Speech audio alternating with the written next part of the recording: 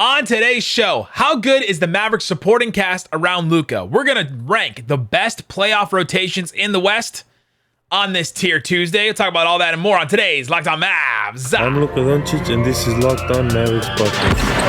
Dallas Mavericks are NBA champions. Bang! Bang! It's good! And the Mavericks have won the game!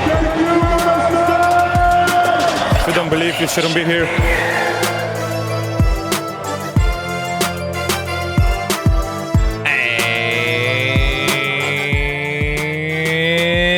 Welcome. You are locked on to the Dallas Mavericks. My name is Nick Angstadt, media member and NBA channel manager for the Locked On Podcast Network. Thanks for making Locked On Mavs your first listen every day. We are free and available on all platforms, including YouTube. But the best way you can help us grow the show is to comment your team every day below. Also, let us know which team in the West has the best supporting cast.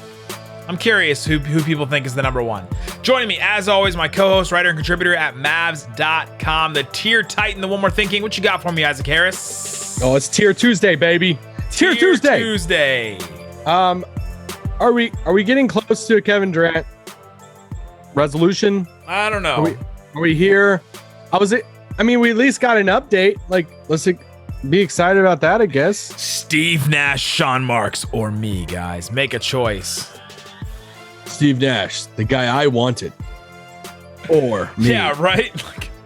Or Sean Marks, who really wanted to keep Jared Allen, but I didn't want to keep Jared Allen. Yeah, it's like same guy who picked DeAndre Jordan over Jared Allen. So Kevin Durant is. Yeah, let's keep Kevin Durant. But yeah, shout out to Si's tweet though, that and back in the coaches and the organization and stuff with that. I mean, that's a pretty strong tweet to put out. So let's see what happens with KD. The saga continues, but on today's show, it's Tier Tuesday. So what we do in Tier Tuesdays, we rank stuff, but we don't want to rank stuff like 1 to 30 or 1 to 15. We want to put them in tiers. Okay, which players rank in different tiers and groups and things like that. We like that better. We think it's a better way to figure out where the Mavs stand at things, where Luka stands, where the supporting cast stands. And that's what we're going to do today, is the supporting cast. So we took the entire NBA, and last week we did where do the best players in the NBA tier out? And we did that. And Luka was in Tier 1, obviously. Spoiler alert. Sorry.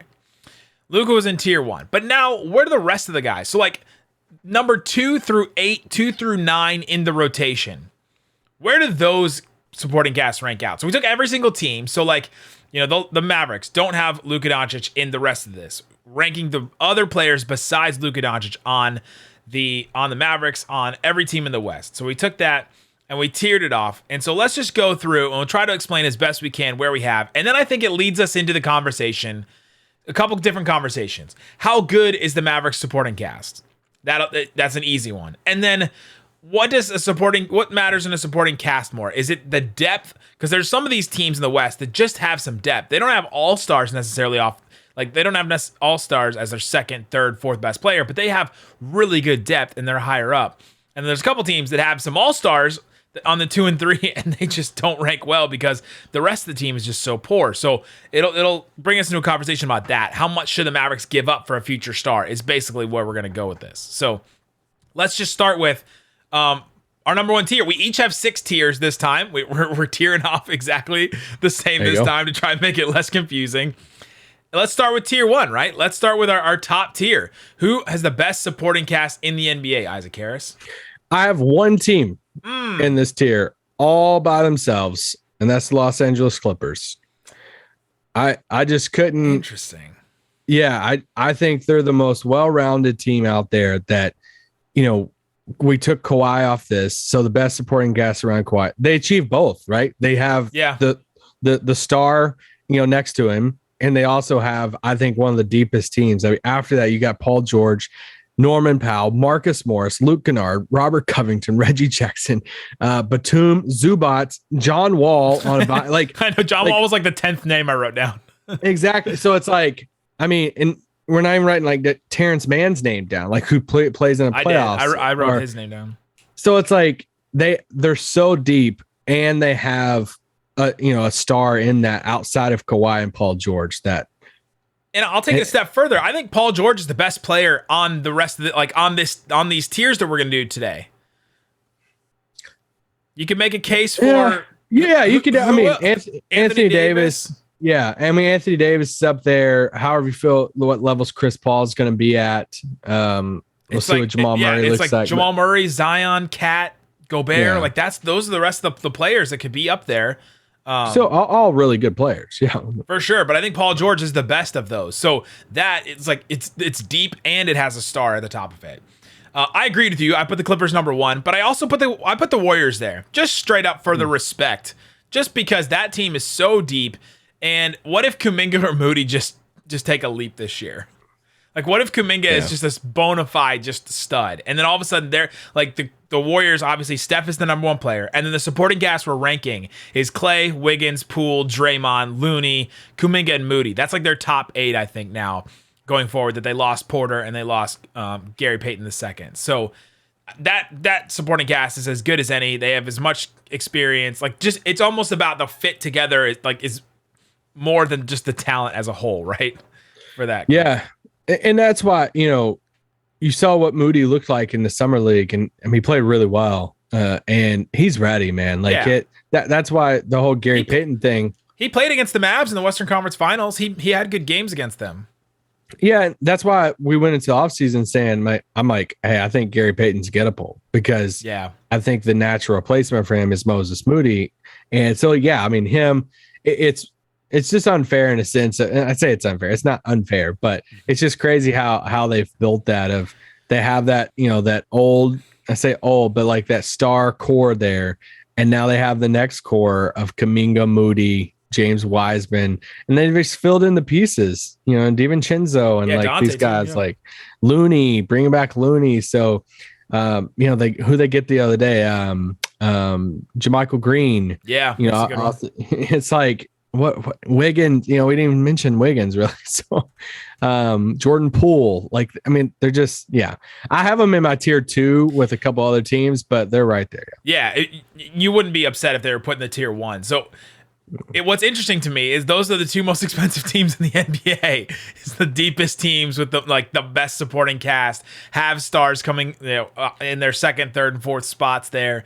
It just, you pay for teams like that. And the Mavericks are not anywhere near that top right now. And so you wonder why, like, they don't have a high payroll. Well, they don't have the players up there at that point. So, that's number 1 and possibly number 2 there in that number 1 class. I called that the studded. That's the studded tier for me. I got names for all mine.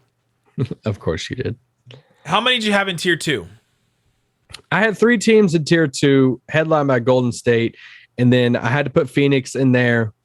65 win team. Yeah. You're basically bringing everybody back except for JaVale.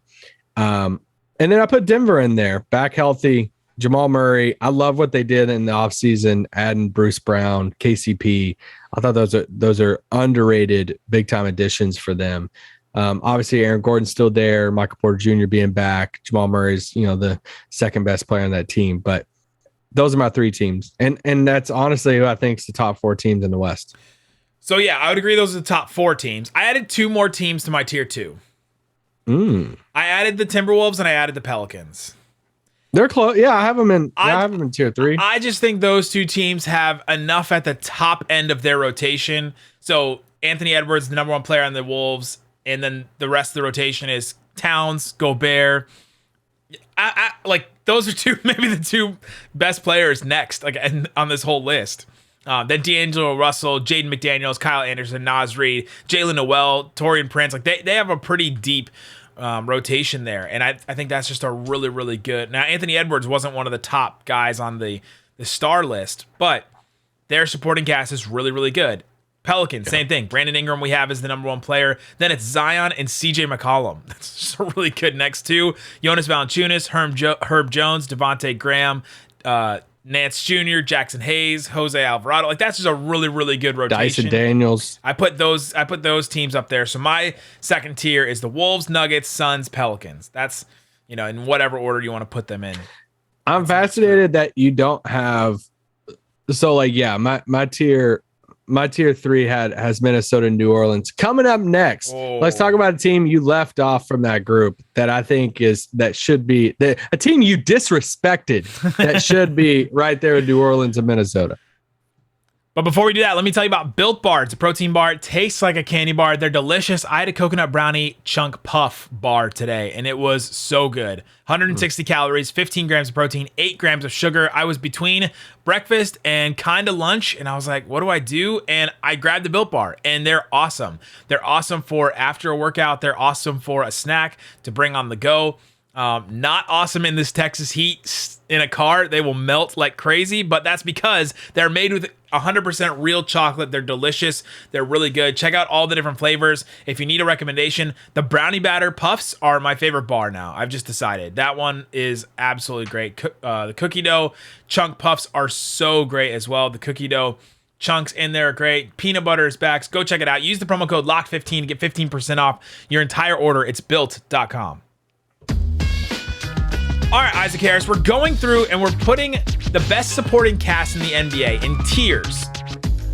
We agreed on the top 4, right? I think we agreed on the top 4 as far as the Clippers and the Warriors. I have them in one tier, and then the Nuggets and the Suns are in the next 2, and I put them in tier 2. I also have the Wolves and the Pelicans in tier 2, but you think there's another team that should be in that group that I'm disrespecting right now? Yeah, I mean, I have Minnesota and New Orleans in tier 3, but I also have Memphis in tier 3. Yeah. And they've been there, they've done it. They've won a ton of games, they've made it to the playoffs, and it's a young crew, but they're only getting older and they have the team chemistry.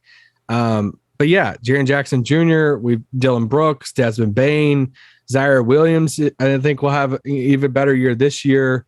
Top 10 pick, Brandon Clark. I like what they did in the draft. Still have Steven Adams that brought back Tyus Jones. Like, they just won a ton of games last year, and they have the team chemistry. That you're looking at Minnesota and New Orleans, say, hey, yeah, on paper, y'all have the big names, which they do. I just think what Memphis did last year, they have to be in that same group. So the reason why I thought about Memphis a lot. I almost put them in tier 2 as well. But the reason why I put Memphis in a tier below those other teams is, like you said, those top 2 guys, I don't think Jaren Jackson Jr. and Desmond Bane are as good as Cat, Gobert, Zion, and CJ McCollum. I think they're just a step below those guys. And I don't think that's necessarily... But we don't know if it worked. We don't know if it fits. But I just think on paper, if we're just going on paper, we know actually, you're right. Either of those teams, we don't know if it necessarily fits. But yeah. But I think that those talent-wise, I think if we're looking at talent-wise, I think that those players are way better than Jaren Jackson and Desmond Bane. And then the Grizzlies also lost Melton and Kyle Anderson. And so their rotation is just a little bit more shallow than it was last year. They really relied on their depth last year. They were missing guys for a lot of the time. Ja Morant, the famous stat that they were better without Ja Morant for a stretch of games. I don't know if that's going to be the case this year. Jaren Jackson Jr. is going to be injured for a while. He's going to be out. I didn't even take that into consideration because I didn't take injuries into consideration for any of these teams, really. But yeah, I have the Grizzlies just a step below because of those 2 reasons. So do you have Memphis in like a tier of their own or with like another team in there? You're going to put them with another, like... I have one more team in this tier, and I was shocked. I was shocked how high I was on this team. Okay, so my number 1 tier is called Studded. My number 2 tier is called Stars and More. My number 3 tier is the Pseudo Stars, so like you have Jaren Jackson and Desmond Bane. The other team joining the Grizzlies in tier 3 are the Sacramento Kings. Okay. Interesting. The Sacramento Kings, I was so surprised how high I was on this. Okay, so their number 1 player is Domantas Sabonis, right? He's fine, but he was one of the lower tiers for us. Their supporting cast though is Fox, Barnes, Kevin Huerter, Malik Monk, Keegan Murray, Davion Mitchell, and Rashawn Holmes. Like, that's just a really solid, like, top to bottom rotation there. And with just some really good players. Fox is like a pseudo star. Barnes is good. Herter's good. Monk's good. Keegan Murray's good. Like, I don't know how much it's going to come together and translate to, like, they're not a 45, 50 win team probably, but it's just a really solid on paper team with the additions they made. Like, 3 of those guys they added this year, and Huerter, Monk, and Keegan Murray. So you heard it here first. Nick says the Kings have a better roster than the Mavs.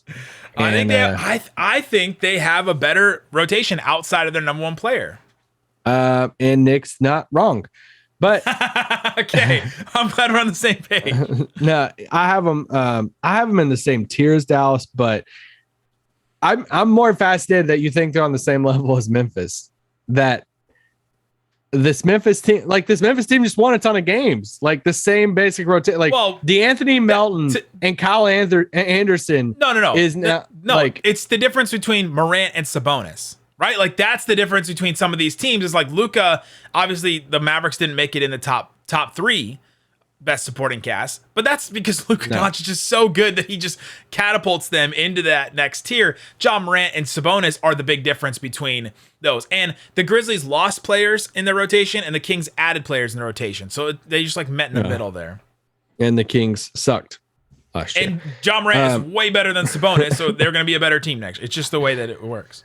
No, it's not crazy. I have them in this next. My tier 4 has 4 teams, and the Kings are in that. Wrote down the same thing you did. I think Keegan Murray will be fine. Adding Herter, it's a little sneaky. I don't really care. I don't really care about them adding Malik Monk, Rashawn Holmes, sure, but yeah. Oh, it's like you're as your 7th and 8th guy in a rotation. Like that's what I'm saying. Like you look at those next guys are like Fox, Barnes, Keegan Murray. Like those are some solid dudes. I have Dallas in that group. What does it say about Dallas supporting cast that you have them with the Kings? You have them with a Utah team. For me, I have Utah in this group too, as currently constructed. You have Bogdanovich still. You have Jordan Clarkson still, Pat Beverly, Vanderbilt, Malik Beasley. Like they have just a ton of dudes after Mitchell. It's still good. It's still like good's relative, but like it's a lot of good quality dudes that a lot of playoff teams would take. Yep. So that's the thing. And then my other team I have in there is Portland. Like they're supporting cast around Damian Lillard of Simons, Grant, Jeremy Grant, Nurkic, Josh Hart, Gary Payton II. Like I have them in that kind of like same group a little bit as the Kings. Like, do you have the Kings in a whole separate tier than Portland? Yeah, we're tracking on like just the exact same thing. We're tracking on the same things. I have number 4 is just role players. That's my tier 4, and I have the Mavs and the Blazers in that tier. And I would have the Jazz in that tier, but I just don't think that any of those players are going to play on the Jazz at a certain point. And so I should probably put the Jazz in tier 4, the just role players category. Yeah, I mean that's their whole team is role players. Yeah, with Donovan Mitchell. So tell me why the Kings supporting cast is so much better than Portland's that you have them in a different tier.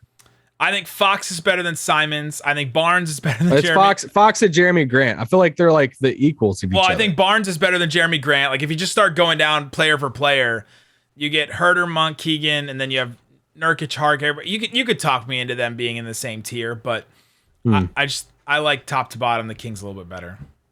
Who's going to have a better record this year, Portland or Sacramento? Oh, Portland. And it's the difference between Sabonis and Lillard again, right? Like it's the same thing that we talked about with the Grizzlies and the Kings. Interesting. See, I kind of match him up of like Jeremy Grant versus Fox. I think that's the second best players on the team. I think that's kind of like wash. Then you're looking at like Simons and Barnes, Nurkic, Hart. Like I think they're a little bit more even. The takeaway from this is like we're talking about Dallas supporting cast with teams like Portland, Sacramento, a Utah team that's going to suck next year.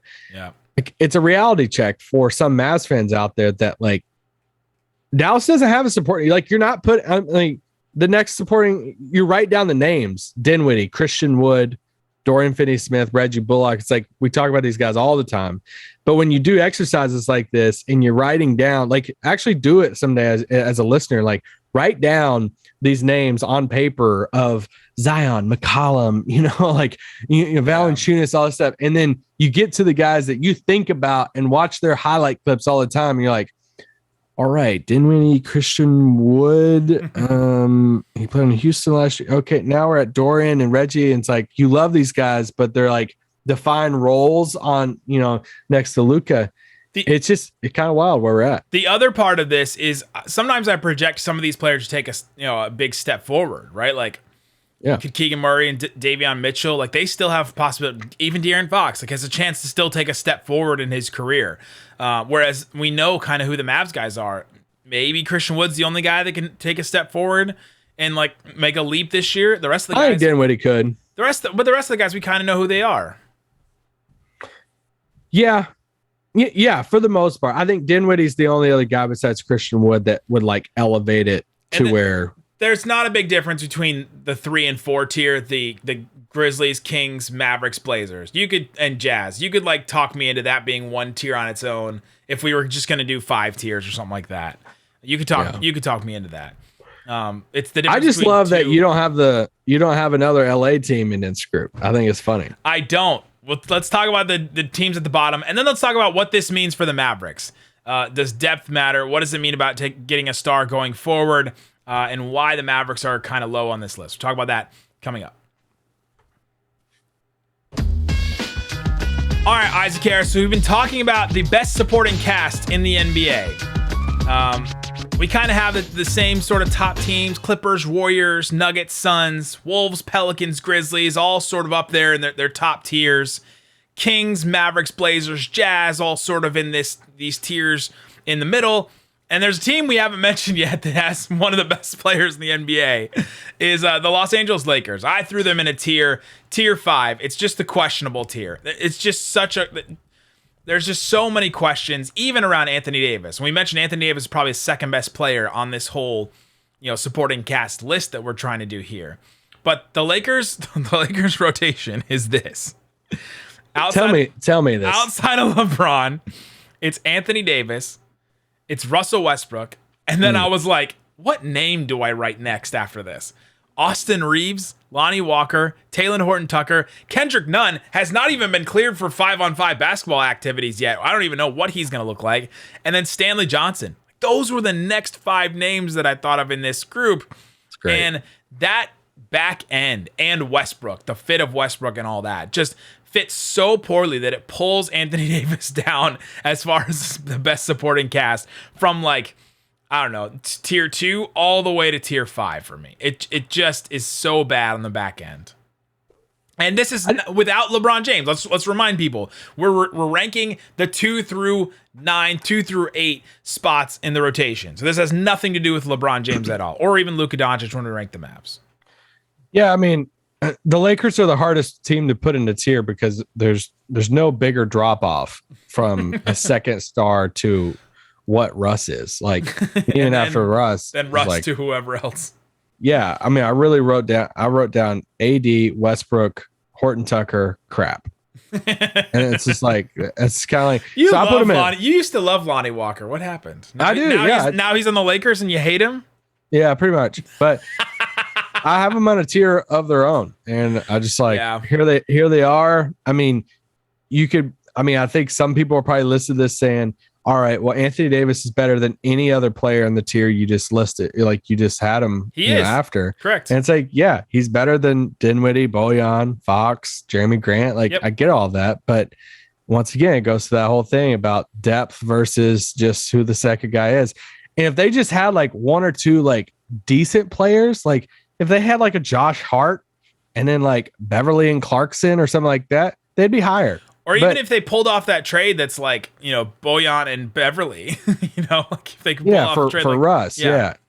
And it's they would instantly move up then because then they have some quality pieces. But outside AD, they just don't. So rough. But because they have AD, I can't put them with the last 3 teams of Houston, OKC, and San Antonio. Those are my last teams too, and I almost put the Spurs on their own because I think the Thunder and Rockets have very interesting pieces. Like the Thunder's rotation after Shea Gilgeous-Alexander is Giddey, Chet, Dort, Terrence Mann, Jalen Williams, Darius Baisley, Kenrich Williams, and then they even have Jeremiah Robinson Earl, the other Jalen Williams, Poku as wild cards. The Rockets, outside of Jalen Green, Jabari Smith, Eric Gordon, Kevin Porter Jr., Alperen Sengun, Jayshawn Tate, Kenyon Martin Jr., and then Garrison Matthews. And then the Spurs, it's no, it's not even worth listing. I know. I put them on their own tier. It's Pirtle, Devin Vassell, our old friend Josh Richardson, Doug McDermott, whatever, Jeremy Sohan, and Malachi Branham, and then Josh Primo. I didn't write down players for the Spurs. If you could put Keldon Johnson on this list and say and try to rank them, would they even rise above the Thunder or no? No, no, they're done. Okay, so we have the Mavericks in the bottom middle of this, right? Who are they above for you? They're above, at least for sure above the Lakers, Thunder, Rockets, Spurs. Did you have them? Yeah, And after that, like I have them in a tier with Portland, Sacramento and Utah, but like you could tell me that all three of those teams have a better supporting cast around their top player. And I wouldn't I'd be like, okay, like I could hear the argument. Like I can hear the argument for your Sacramento pitch over what Dallas has. I could hear the argument for the supporting cast around Damian Lillard over what Dallas has. And it's like, I could hear the argument. I don't know if I'm there just because we know how good Finney-Smith and Bullock. This isn't just about big names on paper. It's about fit and how they mesh. And we know that it works around Luka with Finney-Smith and Bullock. We know that Dinwiddie works next to Luka. So, yeah, my question for you is, if they had Brunson, does it change anything? Yeah, I would have moved them up for sure. I don't think I would have put them in tier 2. Like with the Nuggets, the Suns, the Wolves, and the Pelicans. But I think Lord, no. I think I definitely would have put them up in tier 3 with like the Grizzlies, maybe the Kings too. Kings maybe would get bumped down at that point, but yeah, I would be interested with. I think I would put them up there with Memphis for sure. Yep. Definitely not with the Phoenix, Golden State tier and all that. But the thing about the Mavericks is this is all subjective, because if you're doing this list and you're saying, okay. Sometimes I looked at this list and I said, if these teams didn't have the star and played each other, who would win? And then the Mavericks are even lower than what you think, because of just like, if Luka doesn't play, then it's like Dinwiddie, Reggie Dorian, Tim Hardaway, Christian Wood, Maxi and JaVale off the bench, maybe, right? Like that's the team. That looks a lot worse than, okay, what Luka can do for Dorian, what Luka can do for Reggie, what Luka can do for Christian Wood, we hope. Like what Luka can do for Maxi Kleber and getting him open shots. He just makes these players so much better that it then elevates them. They were Western Conference Finals team last year. They're much better than they are on paper. Yeah. Yeah. So I wonder how. Yeah. Never mind.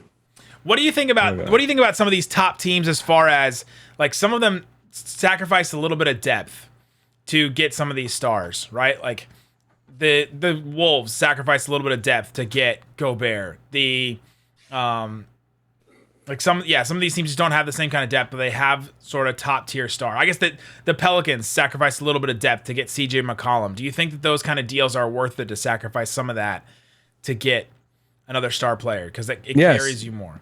Yeah, you got to go get the guy. Like you got to get number 2. You got to get Boston got Jaylen Brown. I mean, heck, they're probably going to get like Kevin Durant next week or whatever. It's like you go get your number 2 guy next to your star. Like you got to have legitimate help. It's so hard to.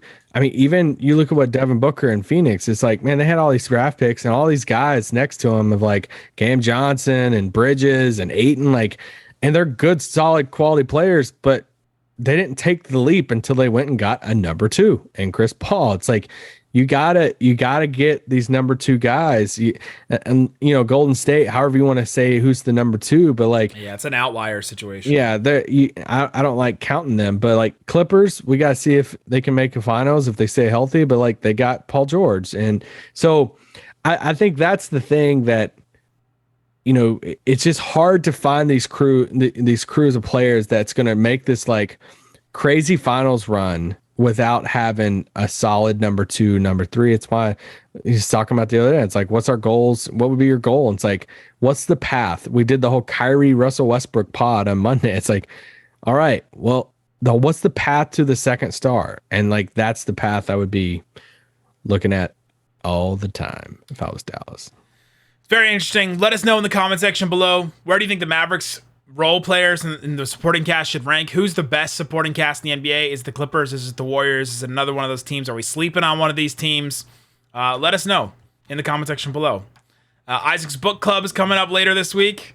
He's reading the Bible of 100 things Mavericks fans should do and learn about before they die. And then I'll be back with the Game Pod later this week. Guys, thanks so much for listening to Locked On Mavs. Peace out. Boom.